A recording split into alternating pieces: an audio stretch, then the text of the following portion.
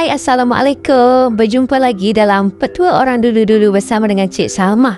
Hari ini Cik Salma nak buat 2 petua baru, iaitu masker buah mulberry dan juga air untuk diminum untuk menguruskan badan kita.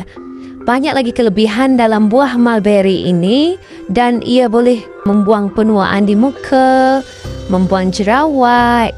Selepas itu akan menegangkan kulit kita. Macam-macam lagi fungsi utama kepada buah mulberry ini. Jom kita buat masker buah mulberry dulu sebelum kita buat air minuman. Sediakan lesung batu untuk kita tumbuk buah mulberry ini. Kita tak gunakan blender kali ini. Kita masukkan sedikit buah mulberry untuk kita pakai di muka kita dan kita tumbuk halus sampai dikeluarkan air merah dia tu.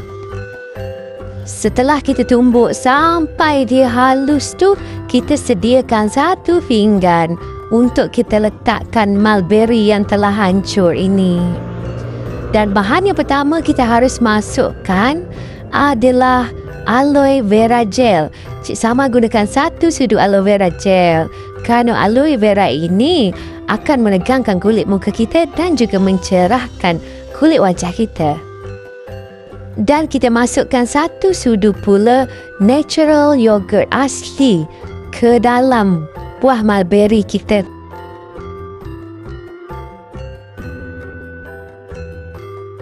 Kita kacau sampai ia sebati bersama dengan 3 ramuan tadi. Yang dah siap ini bolehlah dimasukkan ke dalam peti sejuk dulu. Untuk membuat air mulberry pula, kita sediakan 1 uncang teh dan letakkan madu di dalam cawan ini untuk kita merebus buah mulberry ini sampai dia bertukar warna putih dan sedikit lembik. Kita penuhkan cawan dan mula merebus air teh mulberry kita ini. Cubalah air ini, ia untuk merendahkan kalori kita.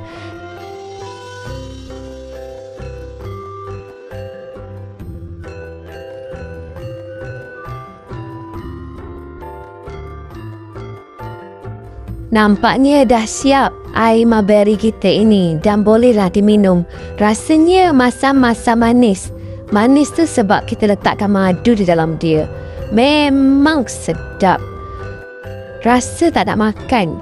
Rasa kenyang aja minum ini. Jangan lupa ikuti lagi petua Cik Salma. Jom kita cuba cara pakai masker muka mulberry.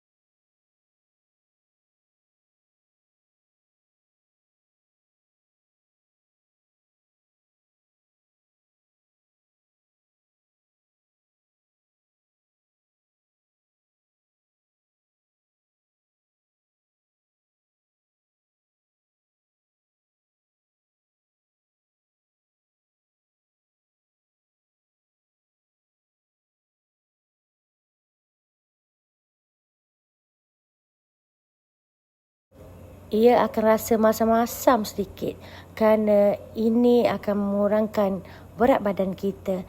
Dan kita gunakan madu juga di dalamnya, dalam 2-3 sudu madu pun tak apa. Kerana selain itu, ia dapat mengawal nafsu makan kita. Jadi kepada sahabat di luar sana, cubalah air ini. Boleh diminum seminggu 2 kali. Cik Salma ucapkan terima kasih kepada sahabat-sahabat. Jangan lupa repost, komen dan tunjukkan tanda love. Dan repostlah kepada kawan-kawan ya. Terima kasih kerana mengikuti petua Orang Dulu-Dulu bersama dengan Cik Salma. Assalamualaikum.